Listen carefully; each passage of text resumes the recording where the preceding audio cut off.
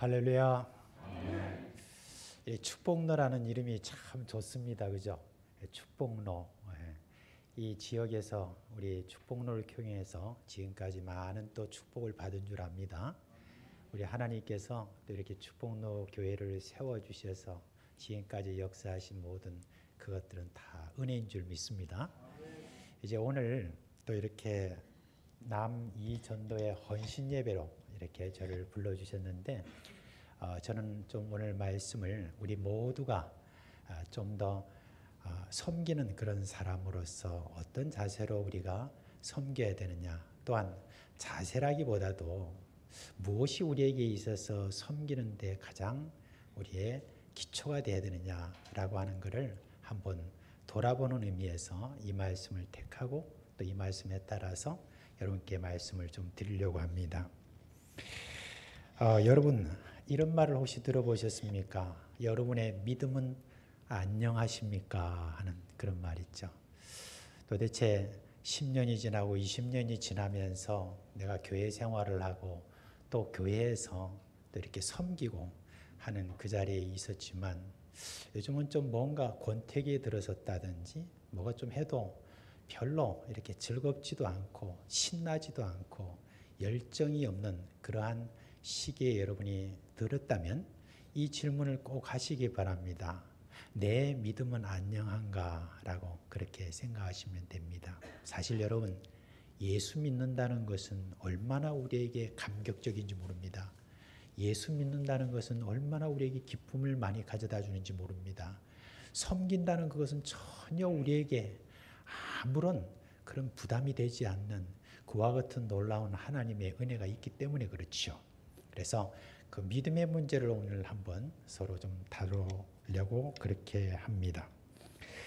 여러분 오늘 이 말씀을 우리가 읽었는데 사실 이 말씀은 앞에도 다 연결이 돼 있는 그런 말씀이죠. 근데 오늘 사도들이 굉장히 심각한 그런 질문을 하고 있습니다. 사도들이 주께 여짜오되 우리에게 믿음을 더하소서라고 그렇게 했습니다. 뭐 뜬금없이 우리에게 믿음을 더하소서라고 이렇게 말하나 거기에는 뭔가 이유가 있겠죠. 그죠? 지금 사도라고 하기보다는 제자들이죠. 이 제자들이 지금 예수님께 우리에게 믿음을 더하소서라고 하는 이 말을 한 이유가 뭘까? 그거는 좀 바로 앞에 있는 본문이 어떤 내용을 이렇게 이야기하나 이렇게 살펴보니까 이렇습니다. 예수님께서 이제 말씀하실 때 만일 하루에 7번이라도 내게 죄를 짓고 7번 내게 돌아와 내가 회개하노라 하거든 너는 용서하라. 이 말씀을 이렇게 하신 거예요. 그리고 이 말씀을 이렇게 보니까 여러분 어떻습니까? 여러분에게 7번 죄를 지은 사람, 그런 사람이 여러분에게 와가지고 내 좀 죄를 용서해 달라고 이렇게 하면은 여러분 어떻습니까? 용서해 주시겠습니까? 용서 안 해 주시겠습니까? 아주 솔직하게 지금 이야기를 하셨습니다. 그죠? 네가 한 번도 두 번도 아니고 네가 지금 3번도 아니고 이게 도대체 몇 번이고 내가 네를 용서할 수 있겠나? 입장을 바꿔놓고 한번 생각해봐라. 그렇게 아마 우리가 소리를 빽빽 지르면서 그렇게 꾸중을 하지 이렇게 주님께서 지금 말씀해 주신 것처럼 그렇게 우리가 용서해 줄까라고 하는 그걸 좀 우리가 생각해 보면 제자들이 지금 앞서서 이렇게 하신 그 예수님의 말씀 외에도 지금까지 제자들이 예수님을 쫓아다니면서 제자들이 지금 본 거는 예수님께서 참 놀라운 말씀을 많이 해주셨잖아요. 그죠? 놀라운 말씀을 우리가 많이 해주셨다고 우리가 생각하지만 실제로 예수님의 하시는 그 말씀 그대로 내가 순종하려고 한다면 참 우리는 부담스럽습니다. 그죠? 왜냐하면 도무지 내가 그 말씀을 순종할 수 없다고 생각하기 때문에 그렇습니다. 그냥 앵간히 말씀하셔야지 우리가 그걸 따르지. 이거는 뭐 전혀 무슨 어떤 신 아니면은 도무지 우리가 따를 수 없는 그런 말씀을 예수님께서 굉장히 많이 하셨어요. 그래요. 제자들이 예수님을 따라다니면서 병자 고치는 거 보니까 얼마나 신났습니까? 귀신을 쫓아내는 거 보니까 얼마나 신이 났습니까? 온갖 기적을 다 이렇게 보이시니까 그게 너무너무 좋아요. 그래, 빵 먹는 것도 좋고, 그리고 예수님께서 이렇게 기적을 일으키실 때 그 옆에 서 있는 것도 좋고, 때로는 예수님께서 이렇게 기적을 행하시는 여러 모습도 보고, 그러면서 귀신을 쫓아내는 것들 보면서 신이 났고, 그 옆에 서 있는 것만 해도 자신들은 막 그냥 감격하고, 그런 건 좋은데, 빵도 좋고 병 고치는 거 보는 것도 좋고 귀신 쫓아내는 것도 보는 것도 참 좋지만은, 근데 예수님께서 간간히 너희들은 이렇게 해라, 그렇게 이야기할 때 제자들이 여러분 그 말씀을 자기들이 순종하기는 힘들다고 그렇게 생각했을 때 어떤 마음이 들어오느냐? 부담된다. 부담된다는 생각이 여러분 있지 않겠습니까?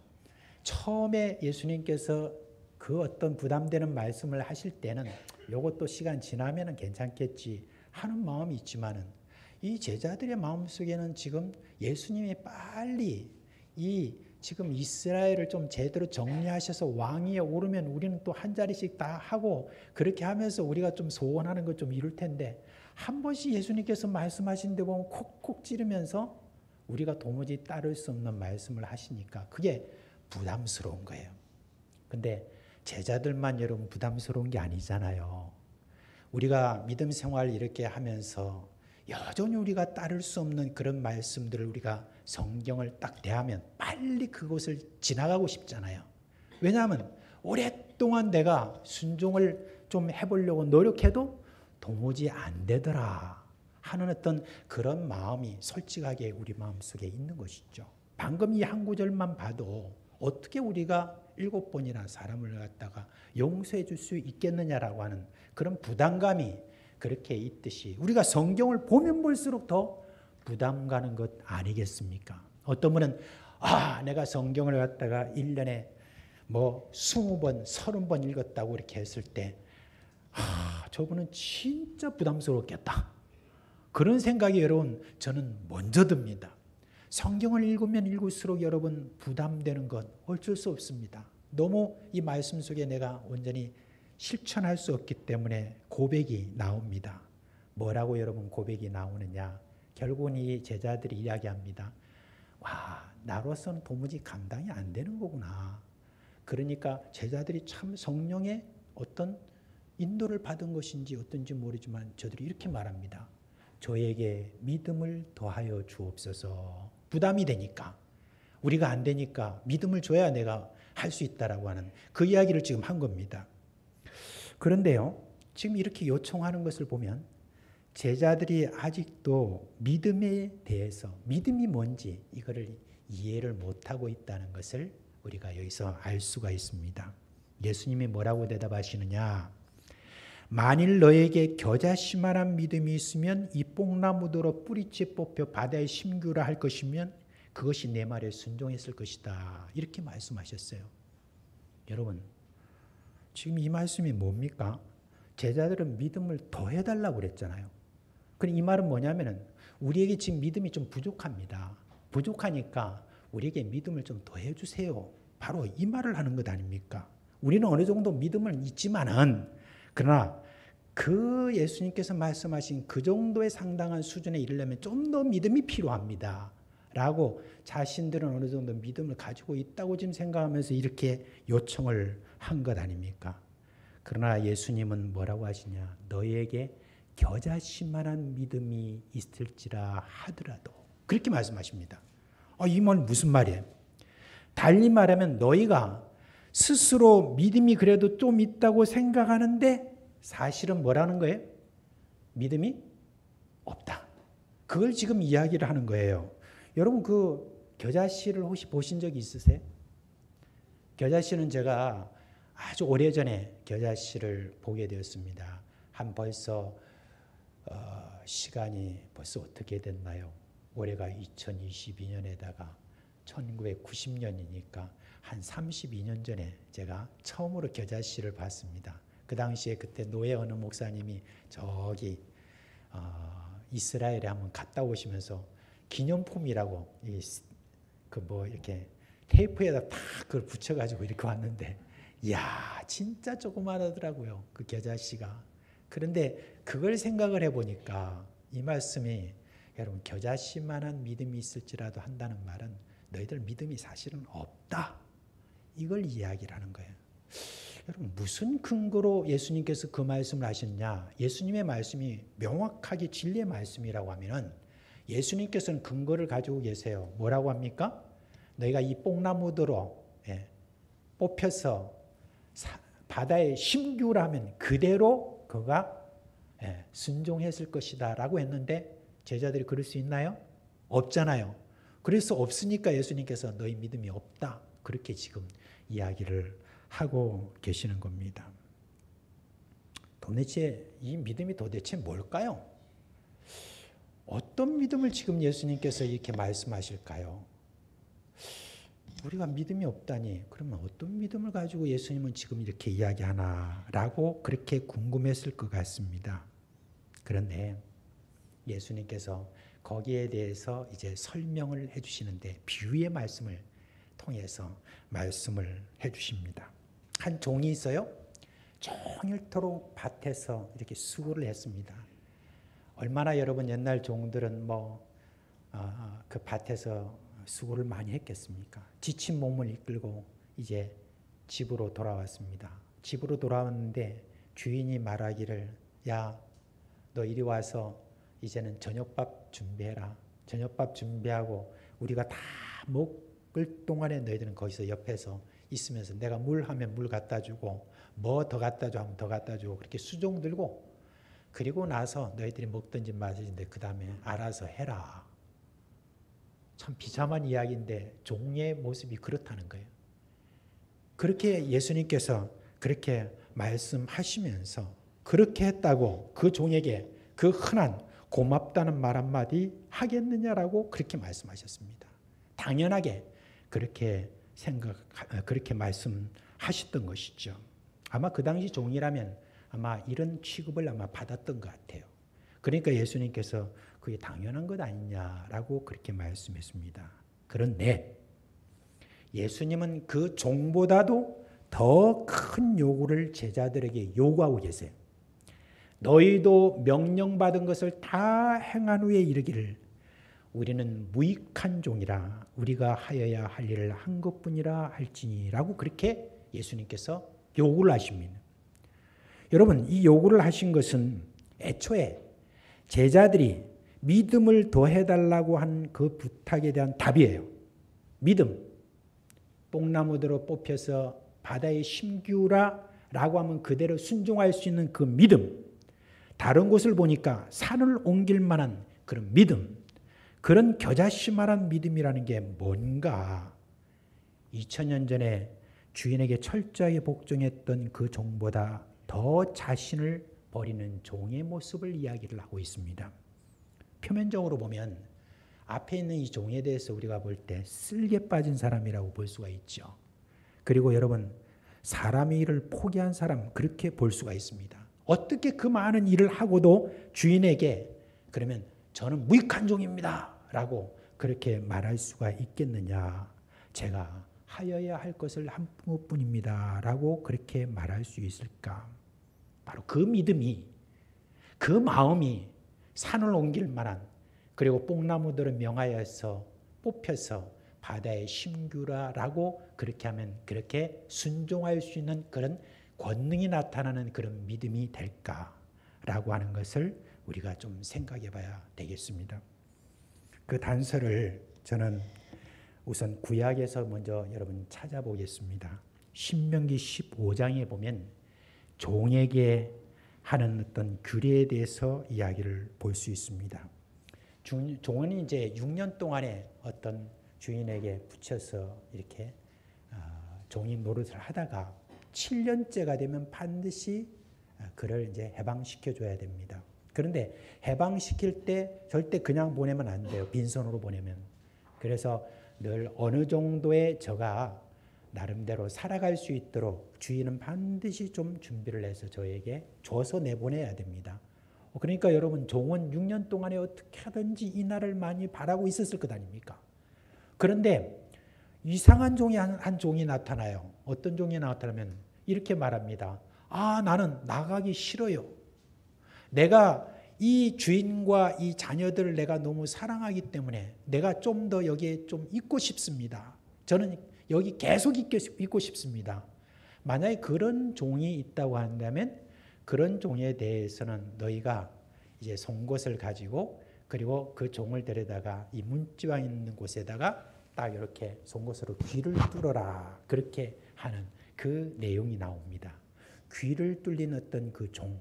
그 종은 평생 동안 그 주인 밑에서 종노릇을 해야 되는 바로 그런 사람이 되는 것입니다. 사실 여러분 어떻게 보면 종노릇을 그렇게 평생 동안 한다는 끔찍한 그런 이야기지만 아니 종이 도대체 어떤 마음이 있길래 이렇게 그 주인에게 평생 동안 종노릇하고 살겠다는 그런 마음이 여러분 그 안에 생겼는지 그걸 좀 우리가 생각해 봐야 되지 않겠습니까? 왜 여러분 이 종이 평생 동안 내가 이 주인 밑에서 종노릇 하겠다라고 그렇게 여러분 고백을 했겠습니까? 왜 그렇습니까? 단 한 가지밖에 없습니다. 제가 볼 때는 주인을 사랑하기 때문이라고 그러는데 왜 주인을 여러분 사랑하겠습니까? 주인이 무슨 얼굴이 잘생겨서 그렇습니까? 그러면 주인이 가지고 있는 재산을 보고 그랬겠습니까? 주인이 가지고 있는 어떤 조건을 보고 그랬겠습니까? 아무것도 아닙니다. 딱 한 가지가 있다고 하면 그건 뭡니까? 주인이 자기를 엄청 사랑해 준 내가 여기서 종으로 있으면서 받는 그 모든 사랑이 훨씬 더 크지 내가 밖으로 나가서 어떤 누구에게도 이런 사랑을 받지 못할 것이다 라고 하는 그 판단이 누구에 섰느냐? 바로 이 종에게 섰던 것입니다. 어떤 사랑도 내가 이 세상에 살면서 겪을 수 없는 그런 사랑인데 그 사랑을 내게 해준 이 주인에 대해서 내가 평생 동안 종으로 살아도 될 것 같아 하는 그런 마음에서 어쩌면 인생을 거는 그와 같은 귀뚫린 종이 되는 바로 그 내용이 나옵니다. 저는 그 내용과 이 말씀과 대비를 해볼 때 어떤 것을 우리에게 교훈을 주느냐라고 이렇게 했을 때 여러분이 이렇습니다. 우리 예수님께서 이 땅에 오셨지 않습니까? 오셨는데 오셔서 우리 예수님께서 우리에게 참 말씀해 주신 것이 있습니다. 자주 말씀해 주신 것이 있습니다. 나는 무엇이든지 나 스스로 하지 않고 내 아버지의 뜻에 따라서 한다. 그렇게 했습니다. 예수님은 이 땅에 사시는 동안에 친히 아버지의 종으로서 그 말씀에 따라 모든 것을 하신 분입니다. 그런데 이와 같은 종의 삶을 가질 수 있는 예수님의 마음이 뭐냐? 요한복음 15장에 보니까 아버지가 나를 사랑한다 그랬습니다. 그리고 나와 아버지는 하나다 그랬습니다. 나는 아버지 안에 있고 아버지는 내 안에 있다라고 그렇게 말씀을 해주시면서 아버지의 종으로서 이 땅에서 사셨다라고 그렇게 했습니다. 그런데 아버지의 종으로서 내가 살아가는 이 모든 삶 동안에 내 마음대로 한 것은 하나도 없고 아버지께서 말씀해 주신 대로 그대로 순종하는 바로 이것이 내게 있어서는 가장 큰 기쁨이다. 그러면서 예수님께서 내가 너에게 지금 하는 모든 말들을 내가 이렇게 하는 것은 내 기쁨이 너희 안에 있을게 하려고 내가 이렇게 하는 것이다라고 예수님께서 그렇게 말씀하여 주셨습니다. 예수님께서 아버지가 나를 사랑하신다는 그 사랑이 자기 마음속에 늘 저리게 있었기 때문에 그 사랑 안에서 저 끔찍한 십자가의 고통을 감내할 수 있었던 것입니다. 그러니까 아버지께서 나를 사랑하신 그 사랑이 나에게 큰 힘이 되었던 것입니다. 이 모든 사랑은 십자가를 능히 극복할 수 있는 그러한 힘이 자기에게 되었다는 바로 그 이야기입니다. 그럼 제가 뭘 말씀을 드리는 겁니까? 하나님 아버지의 그 모든 사랑이 사실은 얼마나 느끼느냐라고 하는 거기에 뭡니까? 우리의 믿음이 거기에 달려있는 겁니다. 하나님이 나를 사랑하시는 그 사랑에 대해서 얼마나 감격하느냐라고 하는 그것이 바로 뭐냐면 사실은 믿음인 것입니다. 그런 믿음으로 우리가 살아갈 때는 여러분 우리에게는 새로운 세상이 많이 열린다는 것을 볼 수가 있습니다. 아까 예수님께서 겨자씨만한 그런 여러분에게 너에게 믿음이 있다고 한다면 뽕나무들을 명하여서 뽑혀가지고 바다에 심기를 하는 그와 같은 일들 이상의 놀라운 역사를 여러분 우리는 참 많이 그렇게 볼 수 있습니다. 이제 좀 죄송하긴 한데요. 제가 이제 좀 간증 삼아서 말씀을 드립니다. 저는 사실 고등학교 1학년 때 예수님을 믿었습니다. 제 집안에 아무도 예수님을 믿는 사람이 없었습니다. 그 가운데서 제가 예수님 믿고 처음 사상교회를 왔습니다. 그때 고등부 때 그때 거기서 신앙생활을 하면서 그때 고등학교 아마 3학년쯤 됐을 겁니다. 그때 제 마음속에 참 이게 믿음 속에 하나님이 나를 사랑하신다는 그 사랑이 마음에 쭉 하면서 깊이 이렇게 들어왔습니다.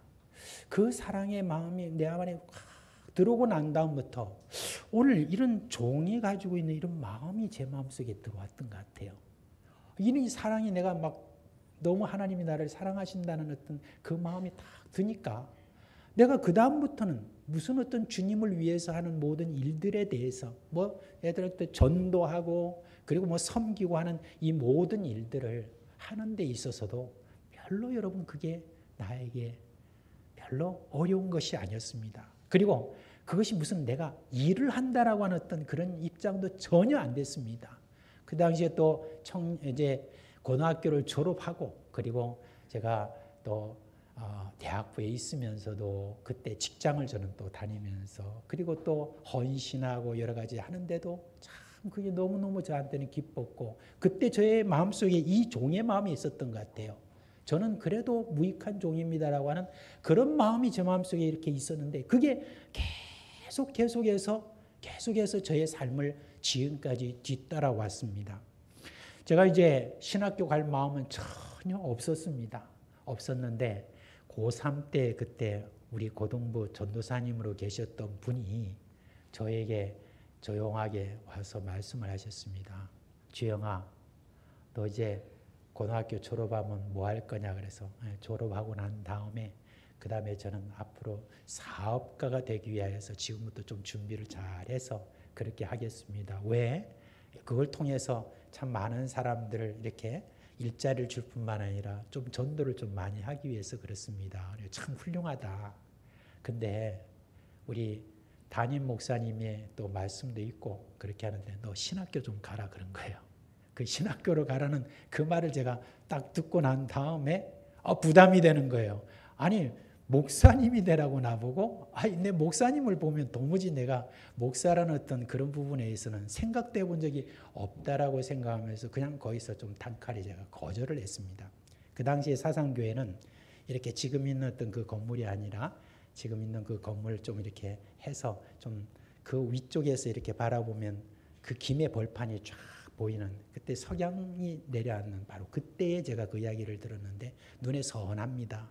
그냥 그러고 말았는데 그 뒤에 직장 생활하면서 갑자기 제 마음속에 이거 내가 그 말씀을 순종 안 하면 참 내 다리가 한번 좀 부러지겠다는 그런 생각이 이제 막 오면서 일주일을 잠을 못 자고 그런 가운데서 겨우 이제 순종한다는 그런 생각을 가지고 그리고 또 이제 신학교 들어가고 그런 어떤 일이 있었는데 그 이후에 쭉 제가 살아온 어떤 여정 속에서 저는 이러한 어떤 부분에 있어서 하나님의 사랑에 감격하여 하는 어떤 그런 모든 그런 사역을 감당을 해왔다고 볼 수가 있을 것 같습니다.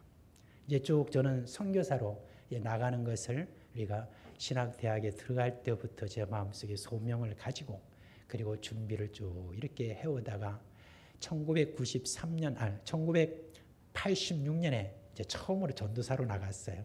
저기 동원천 교회라고 하는 개척한 지 얼마 안 되는 그 교회가 있습니다. 그 교회를 처음 전도사로 나갔는데 전도사로 나가가지고 그곳에 우리 집안에 그때까지도 우리 집안에는 예수를 안 믿었습니다. 우리 어머니 아버지 뭐 형제가 예수를 안 믿고 그렇게 뻗대고 있었던 그런 때입니다. 그러니까 제가 신학교 가는 것에 대해서 얼마나 극렬하게 반대를 했는지 모릅니다. 그런 가운데서 그냥 감격한 마음으로 그 동원천 교회를 처음 이렇게 섬기게 됐는데 참 그 감격 속에서 섬길 때 하나님께서 참 역사를 많이 일으키신 것 같아요. 그때 주일학교, 중고등부, 청년의 성가대 지휘까지 그렇게 다 감당을 하면서도 전혀 지치는 마음이 그때 없었습니다. 집안에서 거의 쫓겨나다시피 했기 때문에 그냥 그때 당시에 예배당이 여러분 우리 예배당보다도 한 3분의 2 정도 될까요? 그 정도 이렇게 규모가 있었는데 거기에 방 하나가 조그만하게 있는데 거기에 머물면서도 별로 그렇게 어려운 점이 없었습니다.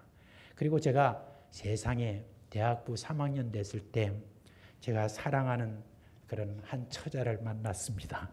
만나서 그 아가씨와 함께 결혼을 결심했습니다. 한 푼 제가 가진 것도 없는데 그냥 결혼하겠다고 우겼습니다. 근데 그 어리석은 여자가 저를 보고 결혼하겠다고 했습니다. 그래가지고 결혼해가지고 어디로 들어갔냐면은 바로 그 쪽방으로 들어갔습니다.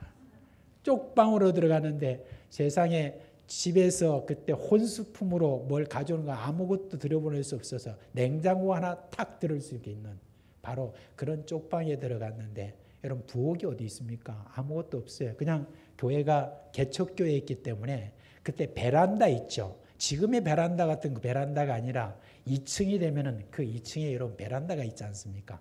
근데 베란다가 보통 이렇게 낮아가지고 그 옆에다가 조그마한 어떤 그렇게 이런 있는 데다가 거기다가 주방을 이렇게 놨습니다. 주방을 해왔는데 거기에 뭐 냄비도 있고 뭐 솥뚜껑도 있고 여러 가지 뭐 뚜껑 있잖아요. 그렇게 있는데 거기에 바람이 한번 몰아치면 어떻게 될까요? 막 솥뚜껑들 뭐 이런 것들 막 내려앉죠. 그럼 내려가서 이렇게 주습니다. 또 더 기가 막힌 것은 어떤 게 있냐면 이 개척교회가 2층에 있는데 입구가 이렇게 딱 여기 있고 여기는 하나 뭐가 있고 여기 하나는 교회인데 입구가 똑같이 이렇게 올라갑니다. 올라가는데 옆에 쪽으로 가면 단란주점입니다. 그리고 여기가 이제 개척교회고 그렇게 했는데 더 기가 막힌 것은 여러분 화장실을 공동으로 쓰는 겁니다. 화장실을 공동으로 쓰는데 제가 거기 안에 살고 있잖아요. 살고 있는데 밤만 되면 풍악 소리가 날 뿐만 아니라 밤만 되면 화장실을 여러분 얼마나 더럽게 쓰는지 화장실을 제가 그걸 다 보고 화장실을 이렇게 다 청소를 하고 또 거기 있는 아가씨들이 많잖아요. 그런 아가씨들이 또 옥상에 또 올라가서 여름 일이 되면 그냥 뭐 반나체로 그렇게 있으면서 있을 때도 그거 전도한다고 그렇게 하면서 여러분 거기에서 그렇게 쪽방에서 사는 동안에 여러분 제 아내가 그래도 귀히 자란 그는 아내인데 그 쪽방에서 살면서 우리 둘이 한 번도 불평한 적이 없습니다. 한 번도 왜 이렇게 우리가 살아야지 하는 어떤 질문을 한 적이 없습니다. 그저 우리에게는 참 하나님께서 저에게 주신 그 사랑에 대해서 감격하는 마음으로 그 일들을 하게 되니까 하나도 어려운 게 없어요. 힘든 게 없는 거예요. 그렇게 하다가 이제 나중에 또 다른 교회를 갔다. 그 다음에 선교사로 나가기 전에 제가 교회 개척을 해야 되는데 생 교회 개척을 한번 하자. 시골로 들어갔습니다. 삼당진안으로 들어갔습니다. 들어가서 그 삼성씨가 이씨, 권씨, 그 다음 박씨가 그렇게 마을로 이루는 곳에 거기다가 박씨 성을 이룬 사람들 그쪽에다가 마을에다가 교회를 개척해서 그 천태산 아래와 천태산 뒤쪽에 있는 모든 것을 다니면서 그 복음을 전하고 별 희한한 사람들 다 많이 만나고 그렇게 하면서도 하나님 앞에 기도한 하나님께서 주신 그 감격으로 그렇게 할 때 여러분 참 많은 기적들이 있었던 것 같아요. 참 많은 기적들이 있었던 것 같아요. 아무것도 없는 가운데서 그렇게 한 그런 결과 또 한 4, 50명 정도 3년 만에 그렇게 사람들이 이렇게 모여들어서 함께 그렇게 있었고 그 마을에서는 모여서 유명인사가 돼버려가지고 그래가지고 거기 있는 초등학교가 하나 있는데 초등학교 교장 선생님이 부임해가지고 저를 만나러 오셔서 아주 유명하신 분이라네요. 그렇게 하면서 저에게 이렇게 대면도 하고 그때가 강도사 때인데 그렇게 하면서 그 다음에 여러분 키르기스탄이라는 그 구소련의 중앙아시아에 처음으로 선교사로 나갔습니다. 선교사로 나가서 지금 생활하는 가운데서 여러 가지 어려운 점들이 있어도 여러분 감격이 있었습니다. 어떻게 나 같은 그런 사람을 하나님이 사랑하시고 또 이렇게 나와서 또 외국인을 대상으로 해서 이렇게 섬길 수 있도록 하셨느냐라고 하는 그 감격이 끊어지질 않았습니다. 그런 감격을 가지고 계속 이렇게 하다가 어느 정도 한 10년 동안에 이루어 놓은 여러 많은 교회 개척과 신학교를 세우고 이런 모든 것들이 어느 정도 됐을 때 나중에는 죄송스러운 마음인 거예요. 어떤 죄송스러운 마음이냐면 이제 어느 정도 이루고 나서 뭔가 좀 안주하고 편안한 어떤 그런 상황이 딱 될 때 제 마음속에는 이게 뭔가 불안한 거예요. 내가 이래도 되나? 이렇게 지금 섬기는 것을 이런 식으로 해서 되나? 하는 어떤 그런 마음이 제 마음속에 참 많았습니다. 그러는 가운데서 갑자기 2001년에 그때 9.12 사태가 일어났죠. 그래가지고 그때 당시에 미국의 세계무역센터가 막 비행기가 막 부딪혀가지고 와르르 무너지는 그와 같은 사건이 있을 때 그 뒤로 바로 미군이 아프가니스탄으로 이제 진주를 하는 바로 그 이후로 아프가니스탄이 이제는 여러분 문이 열리게 된 거예요. 아주 거기는 뭐 완전히 다 무슬림입니다. 정말 이슬람도 생 이슬람이에요. 정말 율법적이고 막 눈이 벌게 가지고 예수 믿는 사람 다 잡아 죽이려고 하는 어떤 그런 곳이 겨우 문이 열렸다 했을 때 그 소식을 제가 듣고 그래 주님이 나에게 글로 가시게 하는 어떤 마음을 확실하게 다잡고 그 전쟁터였습니다. 그때 2003년에 그곳으로 가족과 함께 들어갔습니다. 제 아내한테 나중에야 물었는데 제가 아프가니스탄 한번 좀 갔다 와서 내가 사진을 보여줄게 하고 그렇게 갔는데 가가지고 사진을 몇 개 찍었는데 그래도 괜찮은 사진을 좀 찍었습니다. 근데 아마 배경을 아마 조금 내가 놓친 것 같아요. 배경을 좋은 배경을 해야 되는데 그렇게 좋은 이런 것들을 내놓고 아내한테 말했습니다. 자, 이곳으로 우리가 간다 그랬습니다. 그런데 아내가 예, 같이 가죠 그랬습니다. 그런데 아내가 나중에 이야기합니다. 나는 그때 알았어요. 전쟁터인 거를. 그 뒤에 배경을 보니까 총알 자국, 대포 자국 뭐 이런 것들이 멀리지만 다 보였다라고 그렇게 진짜 그렇습니다. 정말 험악한 그런 곳인데 그렇게 험악한 곳이라 할지라도 사랑의 감격, 하나님이 나를 사랑해 주신 그 사랑의 감격이 내 마음속에 있는 한은 이 모든 것들에 대해서 오히려 내가 고백할 수 있는 게 저는 이 모든 것들하고도 무익한 종이라고 그렇게 말할 수밖에 없는 그 마음이 제 안에 생기더라고요. 그러니까 어떤 큰 섬김이든 뭐든 할 것 없이 하나도 제게 있어서 그것이 부담이 된다, 어렵다, 왜 이래야 되느냐 하라고 하는 그런 질문을 한 적이 여러분 없습니다.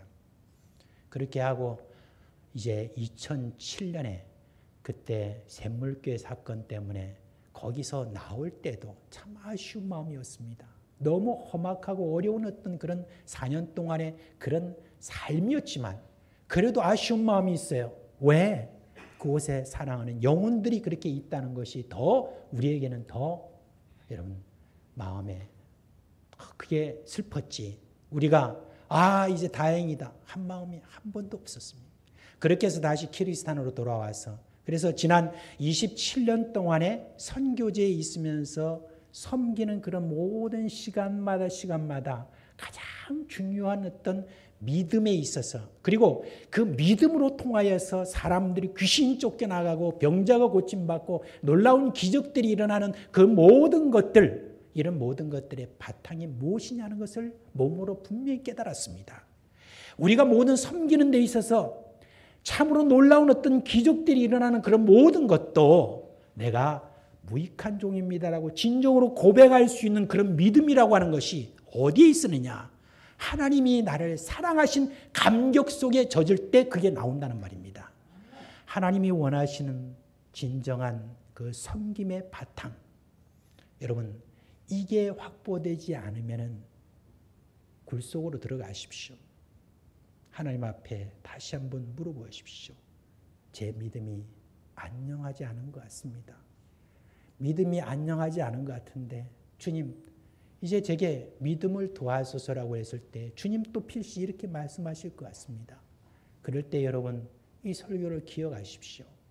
하나님의 사랑에 감격하는 그런 모든 마음이 확보된 그 믿음이 참으로 놀라운 우리 앞에 많은 기적을 일으키는 것을 우리가 체험할 수가 있는 것입니다. 지금 오늘날 사람을 예수 믿는 사람은 많다 할지라도 참으로 우리 주님께서 지금 누구를 통하여서 내가 기적을 일으키고 누구를 통하여서 사람들을 고치고 누구를 통하여서 내가 귀신을 쫓아내는 그런 놀라운 일들을 할 수 있을까? 라고 했을 때 찾으시는 그 한 사람이 되는 것은 주님의 사랑에 감격하는 그 믿음이 있어야 된다는 것입니다. 여러분, 우리가 예수를 믿은 것 참 기적이고 참 감사한 일입니다. 여러분, 예수를 믿고 내가 구원받은 것 얼마나 참 감사한 일입니까? 그런데 예수를 믿음으로 내가 구원받은 그 모든 하나님의 사랑, 그보다도 더 그 사랑의 깊이와 넓이와 크기가 있습니다. 사도 바울이 에베소 교회에 보낸 그 편지 속에서 보면 에베소 교회에 보낸 편지 속에서 위대한 기도 두 가지가 나오는데 에베소서 1장과 에베소서 3장에 나오는데 특별히 에베소서 3장에 나와 있는 위대한 기도가 있어요. 그 위대한 기도가 뭐냐? 어떤 사람들이 여러 사정이 있었겠죠. 아픈 사람도 있고 그리고 너무 경제적으로 어려운 사람이 있고 핍박받는 사람도 있고 다 그런 사람이 있는데 이걸 없게 해주세요, 이렇게 해주세요 라고 하는 어떤 그런 기도가 아니라 나는 너희를 위해서 기도할 때 이런 기도를 한다. 예수 그리스도의 사랑의 뿌리가 박혀서 그리고 그 사랑의 그 감동 속에서 그 사랑의 높이와 길이와 크기와 넓이를 너희가 깨달아 하나님의 모든 충만하신 것으로 너희에게 충만하기를 원하노라. 그렇게 기도한다고 그랬습니다. 이겁니다. 예수 그리스도의 그 사랑의 깊이와 넓이와 크기와 길이가 그냥 지금 내가 구원받았다라는 어떤 그 이상입니다. 그 이상으로 우리가 느끼고 그 사랑에 우리가 감격하기 시작하면은 그 다음부터 여러분의 섬김 속에서 세상에 그저 그냥 흔한 어떤 그런 역사가 아니라 놀라운 역사가 일어날 것입니다. 주변의 사람들이 막 일어날 것입니다. 살아날 것입니다. 여러분의 그 기도를 통해서 사람들이 살아나게 될 것입니다. 그러한 역사가 일어나는 그런 역사 현장 속에 있으면 여러분이 하는 일이 아무것도 내 공로가 없는 겁니다. 오히려 뭐라고 합니까? 오늘 여기 있는 그 종처럼 됩니다. 저는 무익한 종입니다. 하여야 할 것을 한 것뿐입니다라고 하는 그런 종의 고백이 있게 될 것입니다. 교회가 회복돼야 될 중요한 그런 우리 섬김 속에서 가장 중요한 것이라면 저는 바로 이것입니다. 누가 이 믿음을 가질 것이냐? 모두가 우리가 다 가질 수가 있습니다. 진정으로 내 믿음이 안녕한가 하는 걸 한번 곰곰이 생각하면서 우리 하나님 앞에 나가는 자는 필시 이러한 고백을 할 수 있는 그런 믿음을 여러분에게 주실 것입니다. 그것을 믿고 또 우리 축복로교회가 여러분 이제 얼굴을 들어서 멀리 바라보십시오. 이 지금 개금 땅뿐만 아니라 부산 땅뿐만 아니라 대한민국이 아니라 한반도가 아니라 온 세계 땅 끝까지 이렇게 바라보면서 놀라운 하나님의 사역을 일으키고 또 이곳에서 배출된 수많은 주님의 제자들이 땅 끝을 향하여서 나갈 수 있는 이 축복을 누리는 우리 축복로교의 모든 식구들 되시기를 주님의 이름으로 축복합니다. 아멘.